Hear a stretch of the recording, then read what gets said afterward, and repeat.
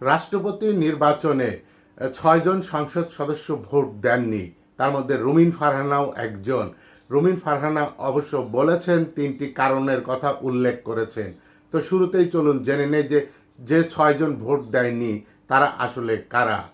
প্রথমে আমরা যদি দেখি যে বিএনপির মির্জা আব্বাস বিদেশে চিকিৎসাধীন অবস্থায় আছেন, আর বিএনপির আরেক সংসদ সদস্য মুস্তাফা কামাল পাশা তিনিও চট্টগ্রামে চিকিৎসাধীন অবস্থায় আছেন। বিএনপির সংসদ সদস্য ওসমান ফারুক দেশে নেই, আর খেলাফত মজলিসের আবুল হাসান বিদেশে অবস্থান করছে। জামাত থেকে বহিষ্কৃত সংসদ সদস্য গাজী নজরুল ইসলামকেও ভোট দিতে দেখা যায়নি। আর নাম্বার ৬ হচ্ছে যে আদালতের আদেশের কারণে চট্টগ্রাম ৬ আসনের ফল স্থগিত রয়েছে।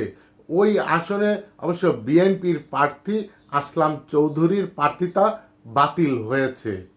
তো রুমিন ফারহানা যে ৩টি কারণ বলেছে, তিনি বলছেন যে আমার কাছে রাষ্ট্রপতি নির্বাচনকে অর্থহীন মনে হয়েছে, কারণ ভোটে অনিশ্চয়তা না থাকলে সেটা কোনো নির্বাচন নয়। এই ভোটের ফলাফল কি তা সবাই জানে, তাহলে এটাকে ভোট কেন বলবো? সুতরাং এটা মনোনয়ন, নির্বাচন নয়। নাম্বার ২ হচ্ছে যে ভোট না দেওয়ার দ্বিতীয় কারণ ব্যাখ্যা করে রুমিন ফারহানা বলেন যে এত বড় একটা গণ অভ্যুত্থান হয়ে গেল, যার সঙ্গে জাতি হিসেবে আমাদের আত্মত্যাগ অনেক বড় স্বপ্ন। তাহলে আমরা সবাই মিলে একজন অরাজনৈতিক ব্যক্তিকে বা গ্রহণযোগ্য ব্যক্তিকে রাষ্ট্রপতি পদের জন্য মনোনীত করতে পারলাম না।